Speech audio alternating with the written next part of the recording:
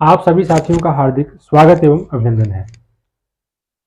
Prayagraj smart classes में मैं रामेश्वर पांडे आज आप लोगों के बीच में निरंतर वीडियोस लेके आ रहा हूं कृषि क्षेत्र से जुड़ी हुई। और जितने भी हमारे छात्र हैं जो अध्ययनरत हैं, तैयारी में लगे हुए हैं, जिनके बोर्ड एग्जाम हैं, उन सबको ध्यान में रखते हुए आज हम ऐसे एक विशेष टॉपिक पर चर्चा कर रहे हैं जो सबसे महत्वपूर्ण है।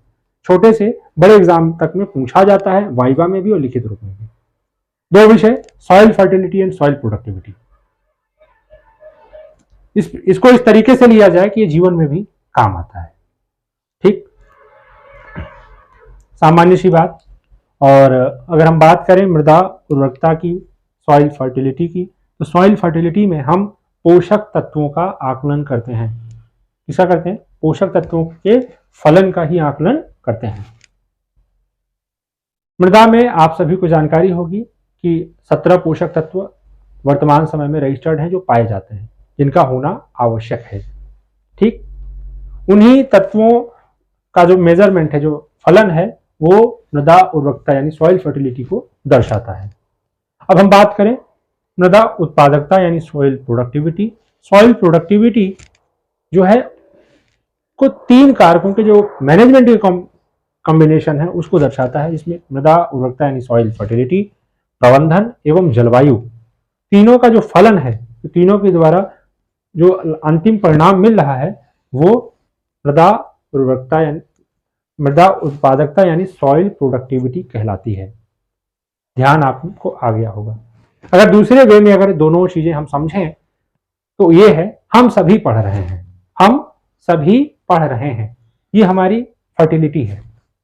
पर उसमें से जो नौकरी पा जा रहे हैं, जो जॉब में चले जा रहे हैं, वो उत्पादकता है। कितना सामान्य सा उदाहरण है, ये भूलना नहीं चाहिए आप लोगों को, मैं भी नहीं भूलूंगा। आगे देखते हैं। मृदा में पोषक तत्वों की जो उपलब्ध सूची है जो फर्टिलिटी के कारक के रूप में प्रयोग में आती है, उसको भी हम मृदा उर्वरकता यानी सॉइल फर्टिलिटी में रखते हैं। दूसरा इसमें लक्षण क्या हो गया कि जो पोषक तत्वों की सूची है, हम इसमें सिर्फ पोषक तत्व ही लेते हैं। मृदा उर्वरकता में पीएच लेते हैं, जो मृदा के कौन से गुण हैं, भौतिक गुण हैं, जैविक गुण हैं, ठीक, रासायनिक गुण है। दूसरा बिंदु, इसके अगेंस्ट देखें तो उसमें जो फसलों उत्पादन, जो टोटल प्रोडक्शन यानी यील्ड है, क्या है, यहां प्रोडक्शन कहते हैं उसी चीज को, इधर यहां यील्ड कहते हैं। इधर क्या कहते हैं? यील्ड ही प्रोडक्शन बन जाता है। अगर हम कहें बहुत सामान्य वे में कहें, किसान आज तक क्यों बदहाली में है, उसके पीछे का कारण ही यही है कि वह प्रोडक्ट नहीं निकालता है। वो अपने सामान को आज भी प्रोडक्ट नहीं समझता है, उत्पाद नहीं समझता है, उत्पाद के अलावा सब समझता है। किसान से अगर पूछेंगे कि आपकी आय कितनी हुई, तो उस पर चर्चा नहीं करेगा, पर उसके 1 बीघे खेत में कितना उत्पादन हुआ यानी यील्ड कितनी हुई, उपज, उस पर चर्चा करेगा। उपज पर बात करता है, न कि उत्पादन पर। तो वर्तमान समय में किसानों को किधर जाना चाहिए? उपज छोड़ के उत्पादन की ओर। जब वो उत्पादन की ओर जाएगा तो मार्केट की मांग देखेगा और मांग के अनुसार फसल लगाएगा, तो वो क्या बन जाएगा? क्या बन जाएगा? वो सॉइल प्रोडक्टिविटी में आ जाएगा, उत्पाद में आ जाएगा। ठीक, ये हाँ इसमें था नहीं, हमने आपको समझने के लिए साधारण भाषा में रखा। तो इसमें हम सिर्फ उत्पादन देखते हैं। क्या देखते हैं? उत्पादन का ज्ञान जहां से हो वो क्या है? प्रोडक्टिविटी। और जहां से हमको उपज का ज्ञान हो वो क्या है? फर्टिलिटी। तो हम इन पोषक तत्वों से हमको उपज का ज्ञान होता है। अगर हम आगे बात करें, ये इसका जेनेटिक गुण है, आनुवांशिक गुण है कि मृदा है, अगर मिट्टी है तो उसके अंदर उर्वरा शक्ति होगी ही। ठीक, और यहां पर क्या है, अगर हम उत्पादन में बात करें, उत्पादकता में उत्पादन के लिए, तो यहां प्रबंधन ही प्रभावी है। प्रबंधन, मैनेजमेंट ही सारी चीज है। मैनेजमेंट अच्छा करेंगे तो उत्पादन अच्छा होगा, और उत्पादन होगा तो किसमें काउंट होगी? उत्पादकता में। तो सॉइल प्रोडक्टिविटी, ये भी हमने क्लियर कर लिया।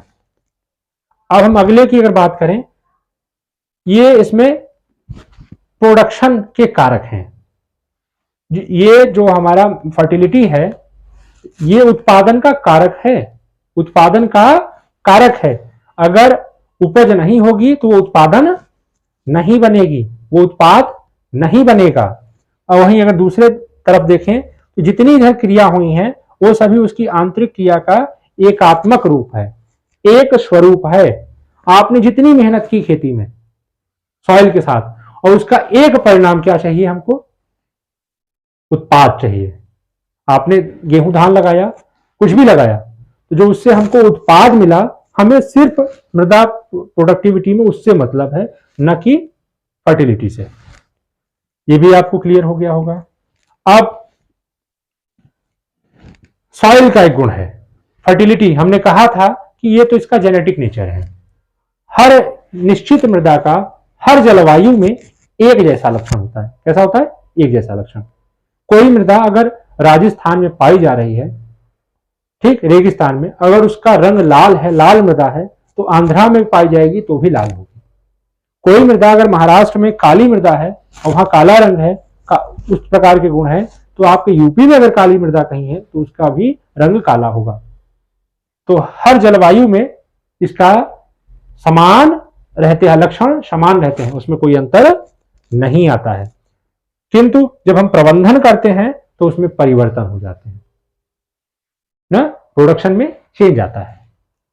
वही हमारे यहाँ की दोमट मृदा है जो समतल भूमि पर है, जहां अच्छी सिंचाई मिली, उत्पादन अधिक है। वही कछारी क्षेत्र में दोमट मृदा है, वहां उत्पादन कम है, क्योंकि वहां प्रबंधन नहीं है। आगे अगर हम बात करें तो यहां पर क्या है? विभिन्नता है। हर जलवायु में अगर मृदा के साथ एप्लीकेशन मैनेजमेंट यूज करते हैं तो काली मृदा वहां कुछ और उत्पादन देगी, यहाँ कुछ और उत्पादन देगी। अगर हम बात करें इसमें हम किन किन कारकों को देखते हैं, किन के अनुसार उर्वरा शक्ति को निर्धारित करते हैं या उर्वरा शक्ति को बढ़ाते हैं, तो भौतिक कारण। अगर आपके क्षेत्र में पानी अधिक है या पानी ड्राउट कंडीशन है तो हम उस अनुसार फसलों का चयन करते हैं। ठीक, रासायनिक, जैविक, और हम इन तीनों मेजरमेंट को मानकर तब कार्य करते हैं। ये कार्य करने की शैली मृदा फर्टिलिटी, सॉइल उर्वरकता को दर्शाती है। पर अगर हम प्रबंधन में बात करें तो यहाँ स्थितियां बदल जाती हैं।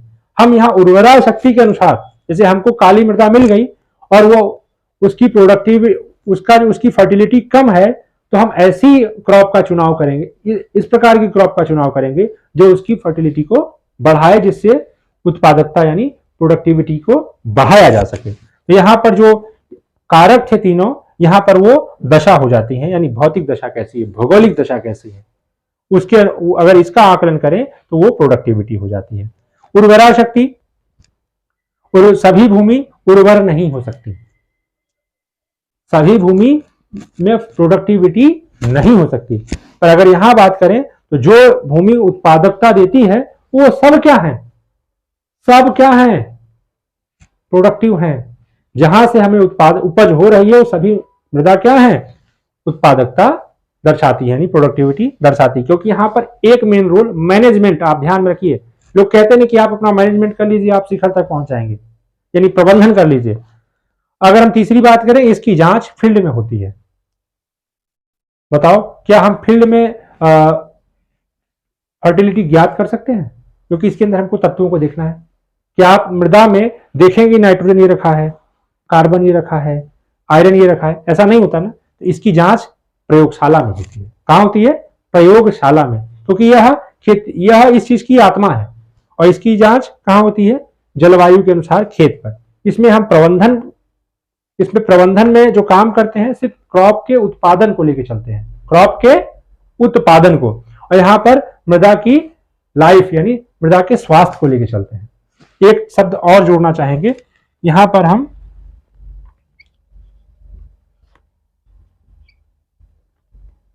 यहां मृदा स्वास्थ्य को ध्यान देते हैं। और यहां हम क्या ध्यान देते हैं? यहां उत्पादन को ध्यान देते हैं। ठीक, अगर हम लास्ट में ये कहें कि मृदा उत्पादकता की जो आत्मा है वो मृदा उर्वरकता यानी सॉइल फर्टिलिटी है, तो गलत नहीं होगा। ठीक, इतने बिंदु काफी हैं। 5 मार्क्स में या 15 मार्क्स में कहीं पूछा जाता है तो बोर्ड के साथ ही बहुत उत्साह के साथ लिखें, पूरे अंक मिलेंगे। धन्यवाद। आप लोग इस तरीके से जुड़े रहिए।